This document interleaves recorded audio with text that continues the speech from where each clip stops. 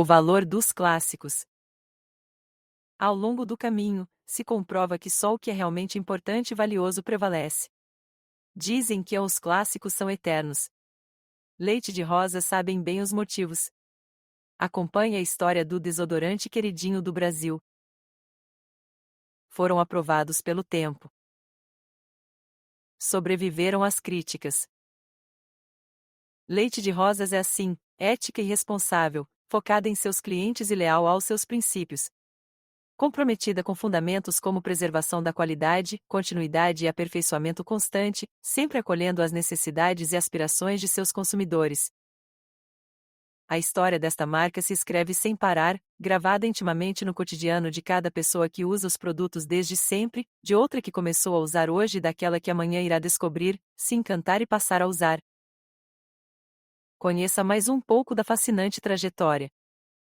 Era uma vez Francisco Olímpio. Em 1878, numa fazenda em Quixadá, na Serra Cearense, nasce um menino no auge da maior seca do século XIX.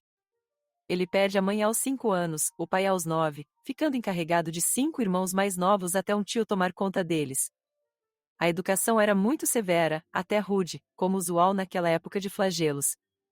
Naqueles tempos difíceis, já se previa o espírito batalhador de Francisco Olímpio de Oliveira, que, adolescente, foge para o Rio de Janeiro no início da nossa jovem república, logo se emprega em um escritório, retoma seus estudos e, finalmente, aporta no Espírito Santo na virada do século XX. Os primeiros negócios. Francisco Olímpio trabalha abrindo estradas, fornecendo materiais e desenvolvendo negócios que o levam até o Amazonas, onde se estabelece em pleno ciclo da borracha, quando Manaus atingiu seu ápice e chegou a ser chamada de Paris dos trópicos. Entra no ramo da borracha e compra seringais, mas já percebe, no coração daquela sociedade cada vez mais sofisticada, a importância da cosmética e das fórmulas de higiene e beleza. Com o declínio da indústria da borracha, por volta de 1912, Francisco Olímpio muda-se para a cidade amazonense de Itacoatiara, onde começa a sua etapa de pecuarista e fazendeiro. Alguns anos depois, elege-se prefeito da cidade e, em 1920, se casa com Maria de Lourdes, 24 anos mais jovem. Sem medo dos reveses. As violentas lutas políticas, por um lado, e a perda dos filhos por outro, fizeram Francisco Olímpio planejar mais uma mudança. Vendeu tudo e se estabeleceu na Bahia, dedicando-se à comercialização de gado zebu. Mas, dessa vez, os negócios não foram bem. Novamente, o destemido Francisco Olímpio, que já contava com mais de 50 anos de idade, decidiu vender tudo que lhe restava e embarcar no navio com a esposa rumo à capital da República, o Rio de Janeiro. O casal foi morar no bairro de Laranjeiras, numa pensão de 2 quartos na rua Ipiranga 51, onde a família Oliveira começou seu mais audacioso empreendimento, uma inspirada fórmula cosmética, ideia que Francisco Olímpio, com sua intuição e olhar aguçado, vinha amadurecendo desde os tempos de Manaus. Com a ajuda de um amigo farmacêutico e da esposa, produziram as primeiras unidades do produto num dos quartos da pensão. Para não incomodar a vizinhança, fechavam as caixas de madeira com a mercadoria, martelando-as no momento em que o bonde passava. Com muita visão de marketing, Francisco Olímpio divulgou o leite de rosas colando cartazes pelas ruas do bairro e arredores, durante as madrugadas. A empresa foi registrada em 29 de julho de 1929 como F.O. de Oliveira Limitada. O leite de rosas tinha nascido. O céu é o limite. 5 anos mais tarde, já com as pequenas filhas, a família mudou-se para o bairro do Jardim Botânico, instalou o negócio na garagem da casa e contratou seu primeiro funcionário. A partir de então, a empresa, já conhecida como Laboratórios Leite de Rosas, multiplicou seu alcance pelo Brasil, sempre sob a batuta exemplar de Francisco Olímpio, que se orgulhava de ter criado uma das primeiras, se não a primeira empresa, a empregar funcionárias melhor pagas do que os homens em outras indústrias, e ocupando cargos executivos e de gerência. Para Leite de Rosas, o valor da tradição nunca foi incompatível com a vontade de inovação. Mas essa é uma parte da história que contaremos adiante. Das revistas para a rádio e a TV. Francisco Olímpio, que já fora vendedor, seringalista, fazendeiro, criador de gado e até prefeito, não ficou satisfeito inteiramente como industrial. Deixei link na descrição com descontos secretos. Passa lá no final do vídeo e pegue o seu. Desde o início, com surpreendente talento, criou ele mesmo a propaganda do leite de rosas, anunciando seu produto em revistas como Carioca, Fonfon, A Cigarra, Vitrina, Jornal das Moças, entre tantas outras. Ao glamour da cosmética somava ideias muito didáticas, tecnicamente exatas, porém cativantes. Profissionais clínicos elogiavam também o leite de rosas, assim como as consumidoras, inaugurando no Brasil a divulgação baseada em depoimentos, o famoso boca a boca. Quando as rádios Tupi e Nacional começaram a operar, por volta de 1935, o Leite de Rosas foi um dos primeiros anunciantes e patrocinador, com Aurora e Carmen Miranda como garotas propaganda, além de transmitir, pouco depois, o quarto de hora Ition e o programa Leite de Rosas.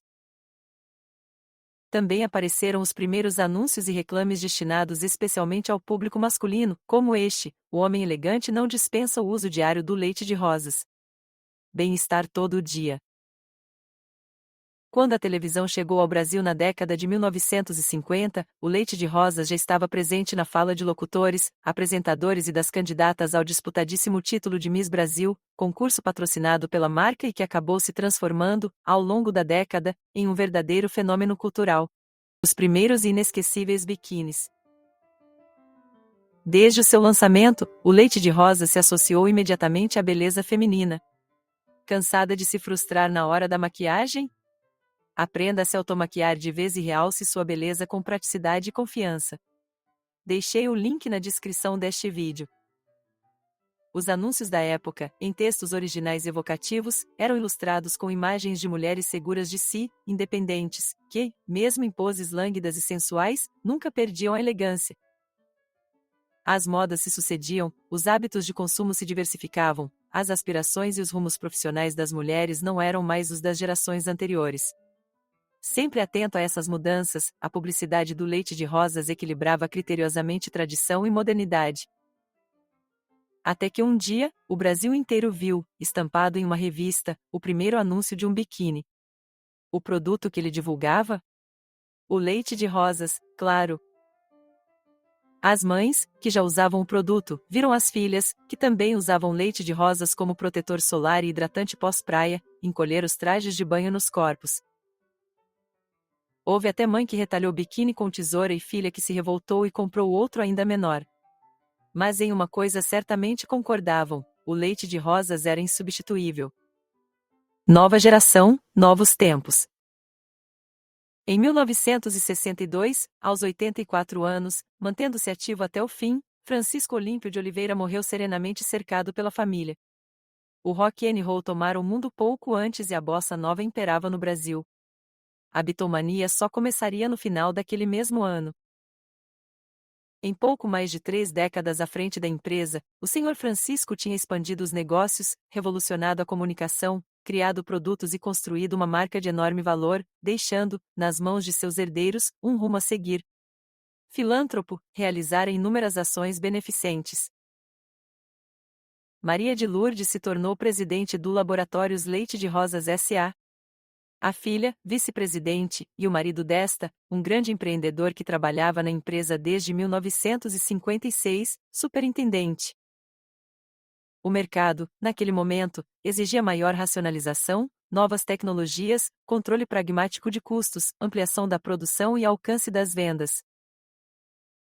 Se até então o leite de rosas era para a população com maior poder aquisitivo, que podia arcar com os custos dos frágeis frascos de vidro, os anos 1960 assistiram à introdução da nova embalagem plástica rosa, hoje clássica e inconfundível, que se destacava nas prateleiras. Em tempos de minissaia, pílula, movimento hippie, tropicalia e contestação, a nova embalagem encantou os mais jovens e manteve fiéis seus antigos consumidores por sua praticidade e durabilidade. Mais uma vez, a ousadia deu certo. A conquista do Brasil. Em 1970, o Brasil foi tricampeão mundial de futebol. Fittipaldi já assombrava nas pistas da F1 e os laboratórios Leite de Rosas S.A. passaram a se chamar Leite de Rosas S.A. Indústria de Cosméticos. Em toda a sua diversidade, o público feminino do leite de rosas estava plenamente consolidado e a modernização administrativa da empresa, iniciada na década anterior, finalizada, quando apareceram novos objetivos no horizonte. tradicional, mas profundamente inovadora, a empresa estabeleceu sua própria central de reciclagem, recolhendo e reutilizando aparas, sobras e frascos vazios, higienizando-os e picotando-os em máquinas especiais, para posterior reaproveitamento na produção de novos frascos e tampas. E assim a Leite de Rosas chegou a ser uma das maiores transformadoras de plástico do Sudeste. Em 1976, o talco Barla é lançado. Pouco tempo depois, já era conhecido pelo Brasil afora e competia vantajosamente com outros produtos na mesma faixa de mercado. Os produtos Leite de Rosas estavam nos 4 cantos do Brasil, em Manaus, em Dourados e em Uruguaiana. O novo desafio era aperfeiçoar a distribuição, informatizar os processos e renovar a visibilidade da marca. Entre as iniciativas de marketing, uma das mais arrojadas e compensadoras se deu nas pistas de corrida, quando em 1977 surgiu a equipe Leite de Rosas. O legado continuou por quase 2 décadas, com a equipe Leite de Rosas participando dos campeonatos Shell, de Stock Car e da Fórmula Ford, mas essa já é outra história. A Top chega no topo. Nos anos 1980, a empresa Leite de Rosas, que todos os brasileiros, sofreu os efeitos do desajuste econômico, da recessão e da inflação, das mudanças de moeda e da desastrada reserva de mercado que dificultou às indústrias se manterem tecnologicamente competitivas. Com senso prático e próxima de seus consumidores, a Leite de Rosas permaneceu sólida no mercado, ainda que sem os avanços planejados. Mesmo assim, no final daquela década, a produção atingiu mais de 38 milhões de unidades comercializadas ao ano. A década de 1990 começou com o sequestro dos depósitos bancários do governo da época. Sem dinheiro circulando, muitas empresas não sobreviveram ou passaram dificuldades. Diante do choque paralisante do súbito desaparecimento do capital de giro, a Leite de Rosas resolveu vender todo o seu estoque a preços extremamente baixos. Em 3 meses, já tinha recuperado o caixa, equilibrado sua situação bancária, começado a revitalizar suas instalações e a desenhar o que viria a ser uma aposta de sucesso, o Leite de Rosas em embalagem econômica de 310 ml. Não vai caber nas gondolas, diziam os desconfiados, mas a aceitação foi imediata e, com isso, a marca atingiu não só as grandes redes atacadistas, como também o varejo de médio e pequeno portes. Investiu-se em tecnologia, com a criação de uma empresa independente, que atenderia inclusive outras companhias, em análise de mercado, em sistemas de gestão, em planejamento estratégico e em marketing. Uma façanha, para uma empresa familiar que nunca se associou a grupos internacionais nem dependeu de incentivos governamentais. Em 1997, 85% da população adulta urbana brasileira já tinha ouvido falar do Leite de Rosas, da qual mais da metade, mulheres. Nas pesquisas internas da empresa, o norte e nordeste do Brasil já apontavam um enorme potencial de crescimento futuro.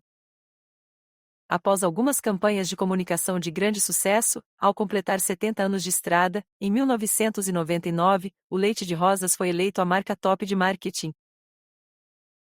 Os produtos continuavam únicos, queridos, e usados por todos os segmentos da população brasileira, das celebridades aos anônimos. Fábrica feita de gente. Na virada do século, se produziam mais de 60 milhões de unidades ao ano, e a capacidade da fábrica no Rio de Janeiro tinha atingido seu limite. O mercado demandava mais 96 milhões de unidades e então, o próximo grande salto, já cuidadosamente planejado, começou a ser executado. Em 2006, foi inaugurada a nova fábrica da Leite de Rosas, em Aracaju, no Sergipe. As instalações permitiram alcançar a produção projetada e, no futuro, dobrar, triplicar ou multiplicar sua infraestrutura para atender aos novos mercados. Contudo, muito além do investimento material, tecnológico e logístico, a nova fábrica traz, de berço, o DNA que diferencia a empresa Leite de Rosas de todas as outras: ser feita de pessoas que gostam de pessoas, que apreciam os desafios diários do seu trabalho, que têm senso de comunidade e compromisso com o fazer bem feito. Pessoas que têm história, que têm sonhos e aspirações. E esses são os valores imateriais que não saem de quaisquer fábricas todos os dias. A história nasceu de um recomeço, e continua se escrevendo renovada. Porque, simplesmente, um frasco perfumado pode conter mais do que um produto único e de qualidade à prova do tempo, pode conter todas as maravilhosas nuances de uma vida. Agora vamos conhecer um pouco mais desse produto que é o queridinho do Brasil e como ele geralmente é usado. O leite de rosas no rosto é usado popularmente para secar espinhas, suavizar manchas da pele ou até como demaquilante, pois possui propriedades antissépticas, antibacterianas e adstringentes, que ajudam a limpar a pele. Isto porque, o leite de rosas possui substâncias na sua composição como álcool, óxido de zinco, cloreto de benzalcônio, sorbitol e digluconato de clorexidina, que conferem suas propriedades para uso na pele. No entanto, o uso do leite de rosas no rosto é controverso, sendo desaconselhado pela maioria dos dermatologistas, pois pode causar o ressecamento da pele ou desregular a flora bacteriana, e resultar em irritação ou até alergias na pele.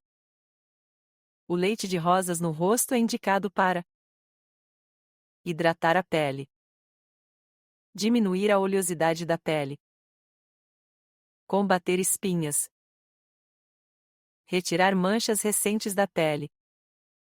Além disso, o leite de rosas no rosto é usado popularmente como demaquilante, para uma limpeza da pele após o uso de maquiagens. Por que o uso do leite de rosas no rosto é desaconselhado?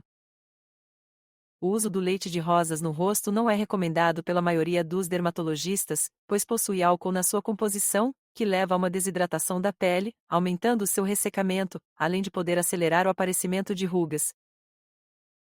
Além disso, as outras substâncias presentes no leite de rosas podem provocar um desequilíbrio da flora natural da pele do rosto, aumentando o risco de irritações ou alergias. Como usar o leite de rosas no rosto? Caso a pessoa decida usar o leite de rosas no rosto para acabar com as espinhas, deve-se molhar uma bola de algodão com um pouco de leite de rosas e passar por todo o rosto e outras áreas com espinhas, deixando secar livremente. Este processo pode ser repetido até 2 vezes por dia, sendo importante proteger a pele com filtro solar e evitar ficar exposto ao sol para não manchar a pele. Estratégias para eliminar espinhas. Controlar a oleosidade da pele é um dos segredos para controlar a acne e secar espinhas, sendo por isso recomendado lavar o rosto com água morna e sabonete neutro, 2 vezes por dia, e depois secar com uma toalha limpa e seca. Evitar espremer as espinhas, pois pode espalhar a infecção e tornar o tratamento mais difícil. Evitar passar maquiagem no local da espinha. Manter a pele hidratada, usando um creme hidratante não oleoso. Aplicar protetor solar não oleoso, com no mínimo FPS 30, mesmo em dias nublados. Além disso, pode ser recomendado fazer uma limpeza de pele profunda, que pode ser feita em casa ou no esteticista, para retirar os cravos e manter a pele saudável, limpa e hidratada. Nos casos mais graves, quando a pessoa apresenta acne grave, com muitas espinhas, pústulas e áreas inflamadas que cobrem a maior parte do rosto, o dermatologista poderá indicar o uso de pomadas ou comprimidos para eliminar completamente a acne. E essa foi a história da Leite de Rosas, uma marca que atravessou gerações e continua presente na rotina de cuidados de quem valoriza simplicidade, tradição e eficácia. E o melhor é que, além de ser um ótimo tônico facial, o leite de rosas também pode ser usado como demaquilante, para controlar a oleosidade da pele e até como uma ajudinha extra na rotina de cuidados com as axilas. Versátil, acessível e com aquele toque nostálgico que só os clássicos têm. Se você ama moda, maquiagem, beleza e também se interessa por um estilo de vida saudável e cheio de autoestima, você está no lugar certo. No Mundo Vitrine de Sonhos, compartilho dicas de estilo, truques de cuidados com a saúde da pele e beleza, além de estratégias de empreendedorismo para te ajudar a transformar sua paixão em renda. Aqui você encontra inspiração, motivação e conteúdo para se sentir ainda mais confiante, bonita e realizada. Vem fazer parte desse universo com a gente. Tá pronta para brilhar de verdade? Então clica no link que está aqui na descrição e vem comigo nessa jornada. Até o próximo vídeo.